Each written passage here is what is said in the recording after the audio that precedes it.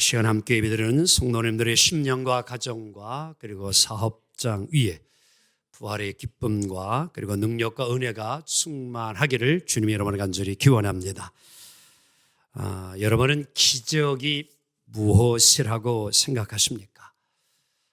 제가 한번 읽어드리는 시 한 편을 들어보시고 다시 한번 생각해보는 시간을 가져보기를 원합니다. 김옥춘 시인이 쓴 나는 행복한 사람입니다 라는 그런 제목의 시인데요, 조금은 길지만 그래도 함께 읽어보면 은혜가 될 것입니다. 걸을 수만 있다면 더 큰 복은 바라지 않겠습니다. 누군가는 지금 그렇게 기도를 합니다. 설 수만 있다면 더 큰 복은 바라지 않겠습니다. 누군가는 지금 그렇게 기도합니다. 들을 수만 있다면 더 큰 복은 바라지 않겠습니다. 누군가는 지금도 그렇게 기도를 합니다. 말을 할 수만 있다면 더 큰 복은 바라지 않겠습니다. 누군가는 지금 그렇게 기도를 합니다. 볼 수만 있다면 더 큰 복은 바라지 않겠습니다. 누군가는 지금 그렇게 기도를 합니다. 살 수만 있다면 더 큰 복을 바라지 않겠습니다. 누군가는 지금 그렇게 기도를 합니다. 함께 읽습니다. 시작. 놀랍게도 누군가의 간절한 소원을 나는 다 이루고 살았습니다. 놀랍게도 누군가가 간절히 기다리는 기적이 나에게는 날마다 일어나고 있습니다. 부자 되지 못해도 빼어난 외모 아니어도 지혜롭지 못해도 내 삶에 날마다 감사하겠습니다. 날마다 누군가의 소원을 이루고 날마다 기적이 일어나는 나의 하루를, 나의 삶을 사랑하겠습니다. 사랑합니다. 내 삶, 내 인생, 나. 어떻게 해야 행복해지는지 고민하지 않겠습니다. 내가 얼마나 행복한 사람인지 날마다 깨닫겠습니다. 나의 하루는 기적입니다. 나는 행복한 사람입니다. 여러분 어떻습니까? 어떤 사람은요, 지금 내 발을 가지고 한 발자국만 걸음을 걷기를 원하는 이가 있습니다.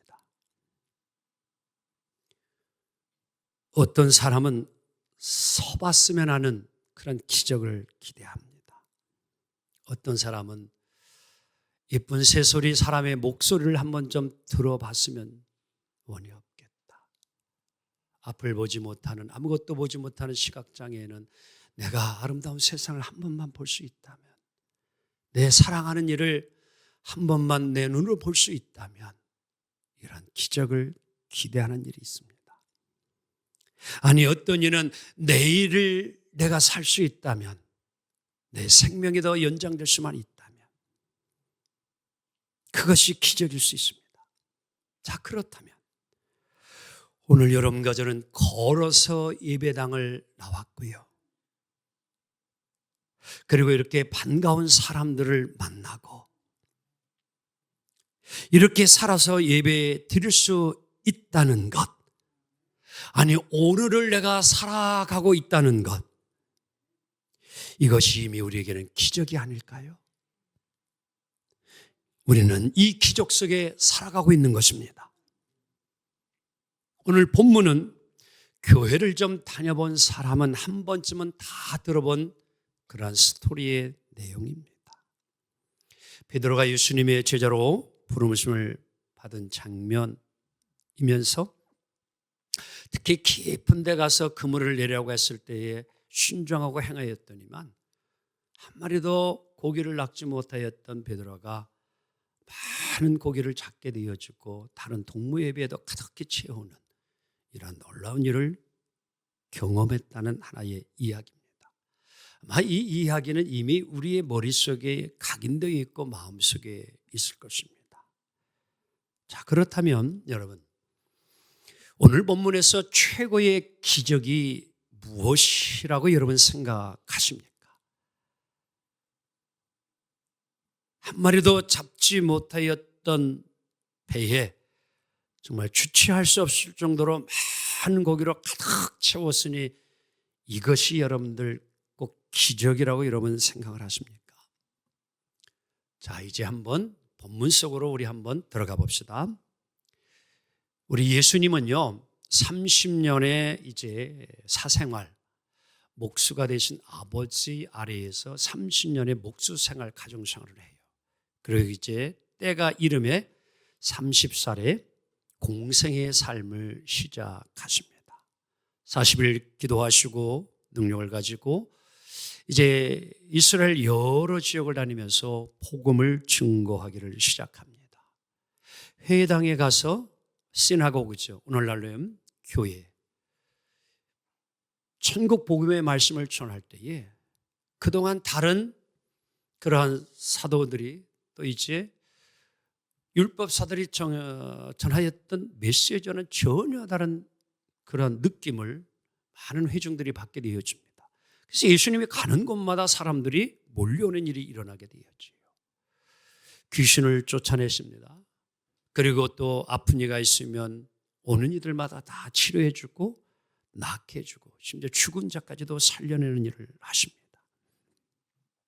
한 마을에만 머무르지 아니하시고 이곳저곳을 다니며 이러한 귀한 일을 행하시다가 이제 그러던 어느 날 예수님이 갈릴리 호숫가에 계실 때에 많은 사람들이 소문을 듣고 예수님에게 몰려왔습니다.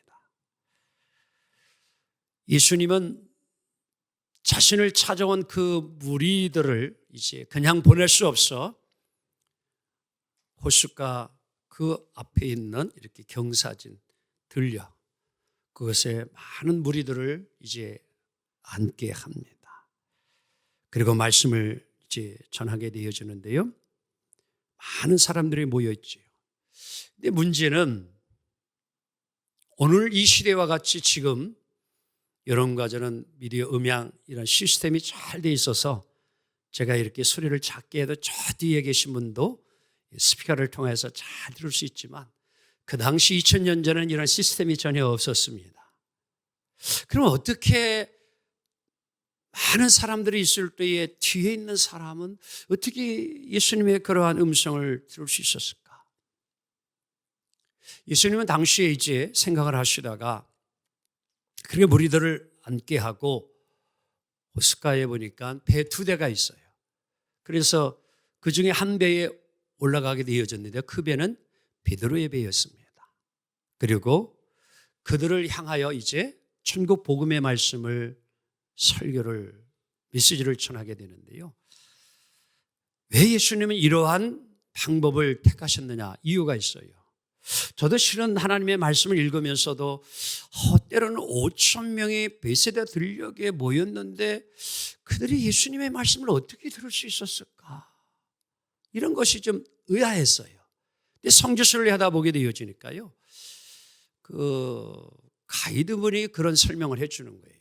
이제 아침이 되어 태양이 이렇게 내리고 이제 열이 생기면 지상에도 이제 지열의 열이 올라오면서 이 게네사라 이제 이 갈릴리 호수에도 이제 찬 바람이 이제 있게 되는데 그것이 이제 또 기운을 받으면서 바람이 불기를 시작하게 되어지면요. 이 찬 공기는 항상 잘 알지만 더운 공기는 어디로 올라가요?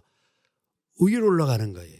그래서 그 더운 기운에 함께 보여요. 이 바람이 쓱 가게 되어지니까 이제 자연스럽게 예수님의 목소리가 바람을 타고 회중들에게 잘 뭐예요? 전달되어 줄 수 있는 그 효과가 분명히 있었던 것입니다. 그래서 여러분들 유럽이나 지금 뭐 대학 같은 데 보게 되어지면 여러분들 외부의 강단을 이렇게 만들 때에 여러분들 이 원형극장 가게 되어지면요. 그게 이렇게 쫙 층층이 계단으로 빙 둘러져 있습니다. 바로 그러한 여러분의 공법이라고 하는 것은 다름 아닌 이제 많은 사람들을 한꺼번에 이렇게 집중시킬 수 있고 그리고 소리가 잘 전달될 수 있는 그런 건축법이 바로 그런 원형극장이에요. 그래서 오래전 성지순례를 하면서 우리 목사님 사모님들이 한번 로마의 콜로세움 여러분 그래도 성악하면 이태리 아니에요. 근데 그래도 우리 한국교회 목사님, 사모님들은 뿐만 아니라 한국 사람들은요, 어디를 가든지 노래를 이제 잘하는 민족이 됐어. 왜? 노래방 때문에. 정말이에요. 이거 보통 여러분 노래 잘하는 거 그냥 잘하는 게 아니라 그런 것들을 우리 일반인들 많이, 목사님들은 매일 부르는 게 찬양, 찬송과 노래잖아요. 그래서 당시에 또 제가 우리 한번 이런 데 왔으니 주 하나님 지으신 모든 세계에 합창을 합시다. 그래가지고 그 노래를 주 하나님 하고 찬양을 탁 부르고 났더니만요, 주변에 있던 관광객들이 할렐루야 원더풀 이러더라고. 좀 박수 쳐봐요 여러분들도. 그 뭐 이렇게. 그래서 한국의 위상을 높였어요. 그런 거더라고 이게 보니까 예수님이. 그래서 오늘 예수님이 바로 그 순간 베드로의 배를 빌리신 거예요. 여러분 이것이 오늘 놀라운 기적을 가져온 거예요. 만남이 이미 베드로에게는 기적이 되는 거예요.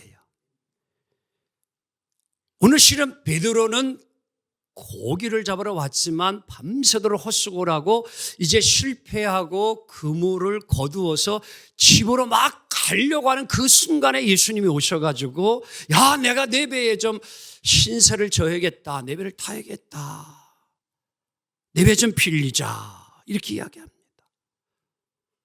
그리고 나서는 이제 예수님이 배에 오르셔서 회중들을 향하여 이제 말씀을 전하기를 시작하죠.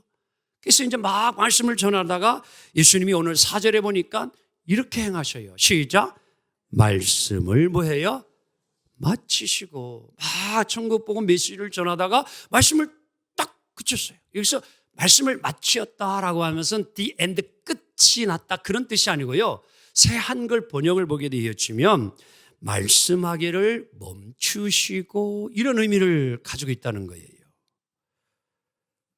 즉 오늘 막 복음을 전하다가 우리 예수님이 갑자기 이제 베드로에게, 야 베드로야, 저 깊은 데 가서 그물을 내려라, 이렇게 이야기를 하는 거예요. 근데 여러분 한번 생각해 봅시다. 과연 이 그물을 베드로가 내리는 것이 과연 이게 쉽게 행할 수 있는 일일까? 그렇지가 않아요. 왜? 이유가 있어요. 자, 한번 제가 그 이유를 설명해 볼게요. 먼저는 고기잡이에서 예수님보다는 베드로 자신이 더 고기 잡는 데는 전문가입니다. 왜냐하면 예수님은 목수예요. 이분은 30년 동안 목수 일만 하신 분이에요. 근데 베드로는 지금까지 뭐 한 사람이요? 고기만 잡은 어부예요. 근데 여러분, 어부가 목수의 말을 듣고 그물을 내린다라고 하는 거, 이게 될 일이냐, 이런 얘기예요. 제가 바둑 1단이요. 그래서 바둑을 탁 두다가 한층 고민하고 있는데 옆에 바둑 5단, 7단이 탁 보다가 고기도, 그러면은 그래도 나보다 실력이 있으니까 고기 한 수더라 그러면 얼른 뭐 할 거요? 두지만. 그런데 그 옆에서 바둑에 바자도 모르는 사람이 한마디 하는 게 나한테 그래도 이래봬도 내가 1단인데 그거 여기다 두면 이겨. 그러면 여러분 거기다 둘래요, 안 둘래요? 바둑에 비읍도 모르는 사람 이러지 않겠어요? 한번 생각해 보세요. 이게 예수님은 목수예요, 목수.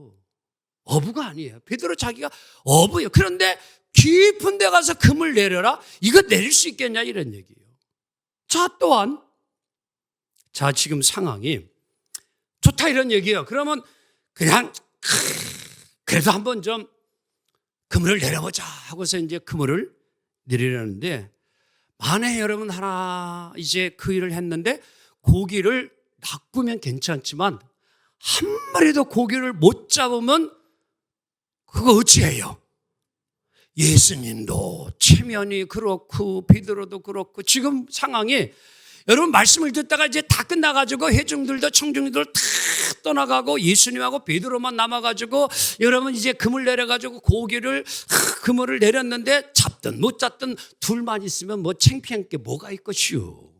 근데 모든 사람들이 공주 회중들이 다 있는데 한 마리도 잡지 못하였다면 이거 어떻게 할래요? 여러분들 정말 못 팔리잖아요. 이거 창피하고 이거 어찌해요?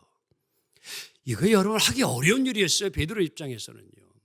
더더군다나요, 깊은 데 가서 그물을 내리래요. 얕은 데도 아니에요. 오늘 베드로는요, 지금 조금 전까지만 해도 깊은 곳만 찾아가서 그물을 수십 번을 밤새도록 내리고 허탕하고 지금 이제 그물을 씻고 있는 상황이에요. 깊은 데 가서 그물 내려봐야 경험상 그것은요, 절대 여러분들 고기 잡을 수 없어요. 이미 경험한 거예요. 잘 알고 있어요. 여러분들도 우리가 어떤 일을 다 경험 많이 했지요? 일을 하다 보게 되죠. 수없는 많은 노하우가 있고 경험이 있어요. 근데 그거를 다 무시하고 깊은 데 가서 그물을 내려라? 이거 정말 쉽지 않은 일이에요. 똑같은 실수를 왜 내가 굳이 해야 되느냐? 어려운 일입니다.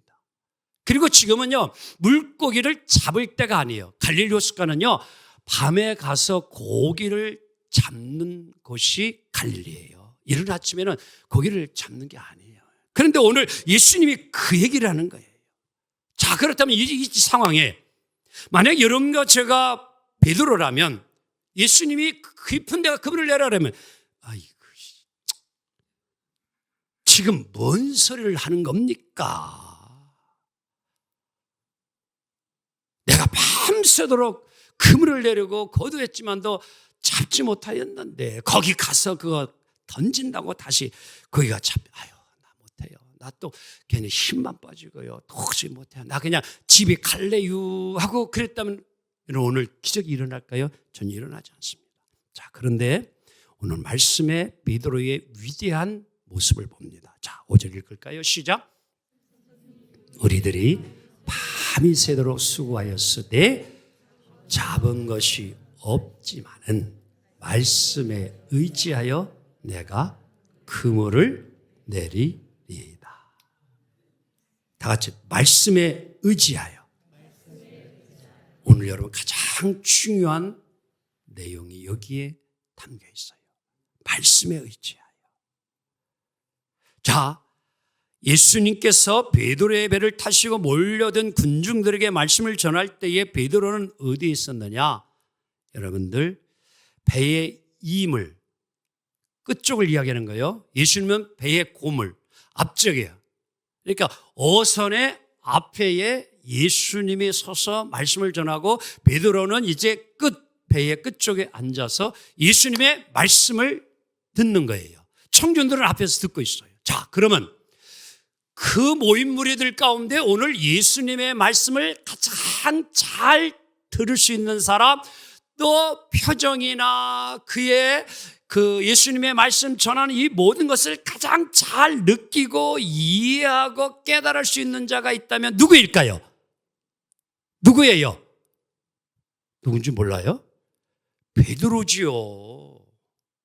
지금 예수님 바로 옆에 앉아가지고 예수님의 말씀을 가장 가까이에서 오늘 베드로는 듣고 표정도 보고 읽고 뭐예요? 감동을 받는 거예요. 죄송합니다. 저 뒤에 계신 분, 주일 내려도 설교의 메시지 은혜를 받으려면 앞으로 와야 더 큰 은혜가 있어요. 베드로가요, 여러분 오늘 그냥 그물을 던진 게 절대 아니에요. 왜? 말씀을 듣는 순간 벌써 이미 베드로의 마음은 열려지고요. 그 말씀의 권위에 베드로가 빠져들어갑니다. 거기에 몰입하게 되어집니다. 그래서 자기 논리, 자기의 이성, 지난날 경험, 이것은요, 온데간데 없이 다 사라지고 말씀의 예수님의 권위와 능력 앞에 베드로가 굴복하고 뭐예요? 자기도 모르게 뭐예요? 그물을 내리는 일이 일어나는 거예요. 그게 오늘 본문 앞장 누가복음 4장 32절에서 답을 주고 있습니다. 함께 읽을까요? 시작. 그들이 그 가르치심에 논란이 있는 그 말씀이 권위가 있습니다. 아멘. 예수님의 말씀이 뭐가 있습니다? 권위가 있다라는 사실이에요. 오늘 이스라엘 백성들이 여러분 예수님을 따른 이유도 바로 뭐예요? 세상 사람들이 이야기했던 내용, 교훈과는 전혀 차원이 다릅니다. 권위가 있었다는 거예요. 이 권위는 사람의 권위가 아니라 다 같이 신적 권위. 아멘. 그래서 오늘 베드로는 이 신적 권위의 능력에 순종하여 그물을 내리게 됩니다. 사랑하는 성도 여러분, 논리적으로 이성적으로 생각하면 도저히 받지 못한 말씀인데 오늘 그 권위의 능력의 말씀에 베드로가 그물을 내립니다. 여러분, 여기에 기적이 일어납니다. 오늘 여러분의 삶에도 하나님의 놀라운 능력이 나타날 수 있는 길은 어디 있느냐? 하나님의 말씀이 오늘도 내게 받아들여지는 쉐마가 되어지는 거예요. 내 말씀이 되어지고 깨달아지고 은혜가 되어지고 그 말씀대로 살면 내 삶에는요 기적이 일어납니다. 그게 말씀의 능력이에요. 우리 이것을 놓치지 말아야 합니다. 그런데 여러분, 오늘 이렇게 빈 배에 가득히 자신의 배를 채울 뿐만 아니라 동무의 배까지 가득히 채웠으면 아마 여러분과 저 같으더라도 이야! 다 같이 한번 땡 잡았다. 베드로가 지금까지 옵으로 고기를 잡았지만 오늘같이 고기를 잡은 날이 없어요. 실은. 이제 빈털터리로 집으로 돌아가서 처자식 볼 면목도 없는 상황이 있었는데 정말 만선의 배를 이루고 이거 갖다 팔면 내 가족 식구들 호강시킬 수 있고 잘 먹고 잘 입고 잘 살 수 있는 그런 일이 일어난 거예요. 실제적으로요. 그런데 여러분 보세요. 오늘 베드로는요 그 기쁨 감격은 온데간데 없이 오늘 그가 예수님 앞에 다시 와서 무릎 꿇고 이렇게 고백합니다. 시작. 주여 나를 떠나소서. 나는 죄인으로 서이다. 베드로의 눈에는 잡힌 많은 물고기가 보이지 않았을까요? 아니에요. 그에게도 보였어요, 분명히. 그런데 그는 그것이 더 크게 보인 것이 아니라 무엇이 자기 자신이 보여집니다. 자기를 깨닫게 돼요. 그리고 오부인 나보다 목수인 예수 메시아 그분을 베드로는 깨닫습니다. 그리고 인정하고 무릎 꿇고 나는 죄인이오니 나를 떠나소서. 사랑하는 성도 여러분, 오늘 우리는 이것을 아는 것이 기적임을 깨닫기를 원합니다. 많은 물고기를 잡은 기적보다 오늘 베드로가 자기 자신을 알게 되어지고 주님을 만났던 그것이 오늘 그에게는 기적이에요. 사랑하는 성도 여러분, 실패했던 인생이 어떤 계기를 통해서 성공의 길로 들어서는 것, 우리의 삶에는 얼마든지 일어날 수 있는 것입니다. 하지만 오늘 진정한 나의 모습을 보는 것은 하나님의 은혜가 아니면 불가능해요. 오늘 여러분과 저가 정말로 나의 존재를 철저히 깨닫고 주님을 알 수 있는 은혜를 오직 하나님께서 내 마음을 열어주시고 내 심령을 열어주고 은혜를 부어줄 때만이 오늘도 내가 주님을 알고 그래서 요 하나님을 받아들이고 인정하고 예수 믿고 구원받게 되는 역사가 일어날 줄 믿습니다. 바로 이것이 기적이에요. 오늘 베드로에게 있어서는 다른 게 중요하지 않았습니다. 하나님 앞에서 내가 누구인지 깊이 깨닫는 것, 이것만큼 기적이 없습니다. 우리는 너무 자주 저 자신부터도 우리의 모습을 보지 못한 채 스스로 가면을 쓰고 세상의 욕망으로 가득한 허울을 뒤집어 쓴 모습이 마치 내 모습인 것 양 착각하고 살아가고 있지는 아니합니까? 내 스스로의 가면과 내 스스로의 탈을 내 스스로 뒤집어 쓰고 그것이 나 자신인 것처럼 살아가고 있지는 아니하느냐라는 것입니다. 이 시간 나를 볼 수 있는 영안이 열려지기를 원합니다. 베드로가 자기 자신을 볼 수 있었던 것처럼 오늘 시인 김옥춘님은 그는 걸을 수 있다는 것, 설 수 있다는 것, 들을 수 있다는 것, 볼 수 있다는 것, 아니 오늘 내가 살아있다는 것, 그것이 자신에게는 기적임을 깨닫습니다.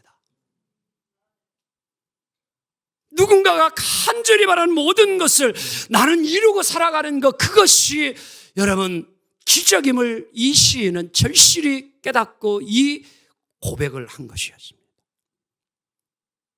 오늘 우리는 그런 의미에서 매일 기적 속에 살아가고 있음을 믿습니다. 밤새 한 마리의 물고기도 잡지 못한 베드로가 2배에 채워질 만큼 많은 물고기를 잡게 된 것만이 기적이 아니라 그는 많은 물고기에 취하여서 그것에 빠져서 정말 메시아 예수님을 볼 수 없는, 보지도 못하는 그의 인생이라면 그의 삶은 바뀌지 않았을 것이에요. 그런데 그는 예수님을 보았고 예수님을 만났기에 그의 인생은 변화되고 기적이 일어난 줄 믿습니다.